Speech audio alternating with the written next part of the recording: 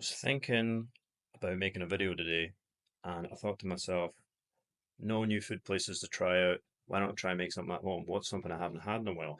And it occurred to me, I haven't had like a really good fish and chips in a long time. You can't get it here. You can't get it in the States. The only place you can get it is the motherland of fish and chips.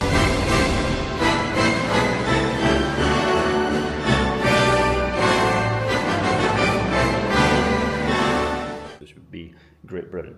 So, a couple of things to consider. I have it out here. I don't know what I'm looking for at the local supermarkets because I can't read it. They do have some white fish there, but I wanted cod for this. Not haddock, not flounder, cod. So, only place I could find it was at the commissary. However, it's all frozen. Shouldn't be a problem. I'm letting it thaw out right now. Well, that's going to take. Then I went and got some potatoes from the Japanese supermarket. So hopefully there's good. I don't know what kind of potatoes they use at home, and even if I did, it would be unlikely that I'd be able to get them here. So what's left? I got to make a beer batter. Yeah, the beer batter is actually very important. Now at home, I would use. You want it to be carbonated, very highly carbonated, to create the bubbles. You want it to be light. You're thinking, Drebino, you like IPAs. Wouldn't you want an IPA beer batter? No, I would not, because it's too strong a flavour. If it comes out that much in the batter, that's like gross. And it's probably not carbonated enough anyway. So they don't have innocent gun here. That would be a good one because it's a little bit citrusy too. Absolutely perfect for beer batter. So wouldn't say the next best thing, but I got some classic Kieran beer from the local supermarket. Very cheap, however. It's only missing one element of that. It's light. It's very highly carbonated. It's cheap, but it's not very citrusy. But I think most of the beer, but like if you're getting it from a fish and chip shop, they're not using that anyway. In fact, a lot of the time they're not using beer at all because people have, they've got boundaries against stuff like that. So I'm gonna let you know how that turns out. I'm gonna get on with the chips first while the fish is defrosting because I'm gonna prepare them. All right. So first and foremost, we gotta cut the potatoes thick style, chip shop style, and give them an ice bath. So I'm going to get on with that. I know it looks a little too thick, but that's what you're going for, trust me. The way you fry it, it gets all soft and delicate in the inside. It's like bendy. They're not crunchy fries that you get in the States. They're thick, they're bendy, they're very, very soft and delicate, almost like mashed potato once it enters your mouth. These have been blanching for well over an hour. The recipe said only 15 minutes, but it can't hurt to try and get all the starch out. It doesn't look very starchy to me though, so not got great hopes, but at least they're cut to the right size. And we need to thoroughly dry them on some paper towels. Get all the water loose. We're going to leave them here to air dry a little bit while we make the batter, which, by the way, Skip, I got 2 pieces of fish here, but I'm making a beer batter. All the alcohol will be cooked out of it, but I don't know if that's alright by your cook. Yeah. Okay. Didn't have the stones to go buy an actual fryer because I really don't see me doing this a lot. And I've got a bunch of fish oil I need to get rid of. So I'm just going to get rid of it all at once because I'm trying to do the health kick and get off these goddamn seed oils. Oh, and by the way, rent went up and my electricity keeps going out. So when I'm done with this, you better believe it's going down the fucking drain. Okay, so for ingredients, yeah, 4 total. Flour, decent amount now. Actually, I want all that water out, not anything else in the beer. Good amount of that.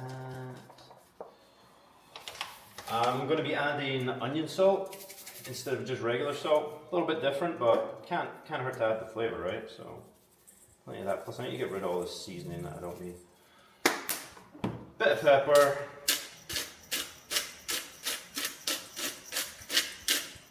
And lastly, but not leastly, the light beer we talked about earlier. We got the Suntory Kieran beer. I think this is the original one because there's no English on it.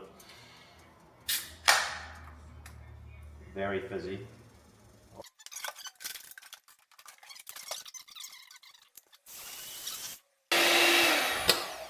Now, to allow you, it's going to look way too runny, right? Because it's you're used to pancake batter, you know? We're not making a pancake batter right here.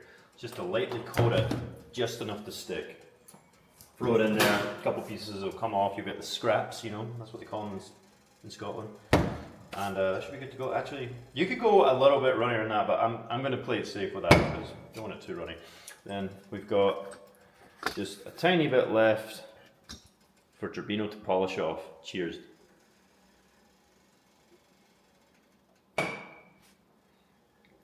Not my favourite beer.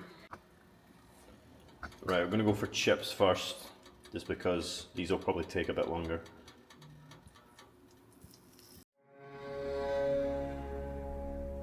Looks hot enough. I don't want to dump them all in at once, so this will boil over. It's very dangerous. So I'll do a couple more, see if it stabilizes. I've turned the heat down a little bit. Okay, so actually I had the temp a little too high for this. Forgot I had a thermometer to check. This is the kind of color you want. I would actually argue a little bit paler than that. What we're going to do is take them out. Double frying is always better anyway. So I'm going to take them out, cook the fish, and then once the temp drops a little bit back, I'll throw them back in, and hopefully they'll soften up a little bit, because right now they're too firm for sure. Light coating of flour just to help the batter stick. There we go. Perfect.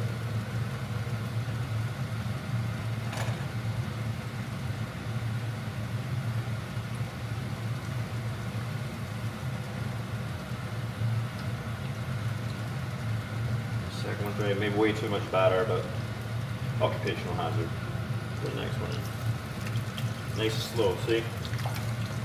Beautiful. Give those a little flip. These don't take long, not nearly as long as the chips. They'll only take, you know, a couple minutes max.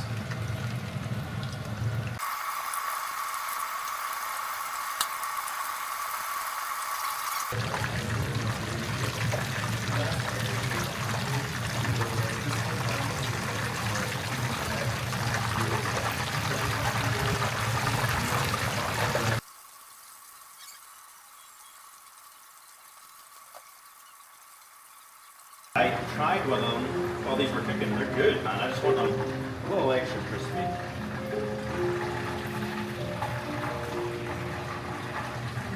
Those look good. Might look a little pale. That's all right, because normally you would do the fish in a slightly higher temp just to brown the batter a little bit. That's all right.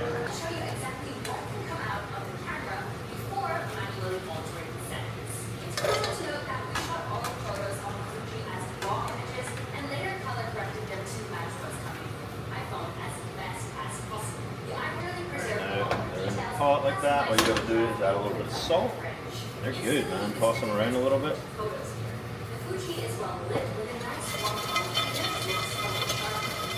And those look beautiful.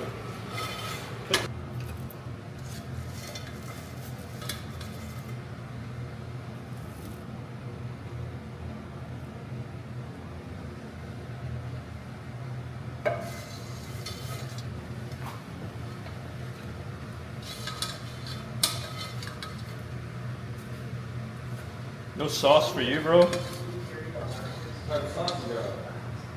Just the regulars. I forgot to buy tartar sauce. Should have made my own. Next video, I made a video called The Basics of What's Collecting the Next Video. And someone will go and I'll get a little bit extra. Heinz all natural distilled vinegar. That's right. I prefer distilled vinegar over malt vinegar. Oh, man, it's pretty wide cap on there, so I guess it's going to be a dollop because the thing's full, but it wouldn't be fish and chips without a little dollop of vinegar. That's all you need. But hey, end result. I know you think the batter looks pale. I can already tell it's going to be good, alright? We're going to start off with the chip. Hey, decent entry point, not too hard. I'm going to try it on its own before using my signature homemade Nando's sauce because they stopped selling it over here. Nando's Péronaise.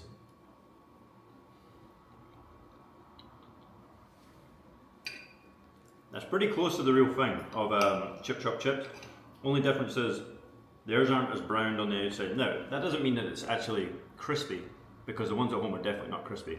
It just means I had the oil a little bit too hot. But yeah, it's like, the closest thing I can really compare it to is like fried potato wedges. Pretty good. Try it yourself. Not as good as the original Paranese sauce, but it's pretty good. Take the fish, I did, even with how thin that batter was, it was still a little too thick. Not crispy enough, you see.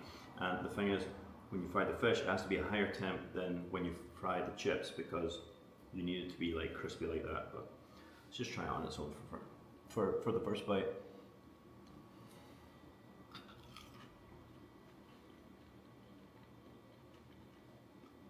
Pretty good. Is it as good as home? I wouldn't say so. Just because, like, that's the thing. Actually, it is as good as a bad one at home, because that's the thing that annoys me most. When the skin starts peeling off like this, it's because their oil temp wasn't high enough, or because the batter was too thick. I did a little bit of both. So, otherwise though, it tastes good, and I haven't had vinegar in a while. For frozen fish, pretty good. No fishy taste.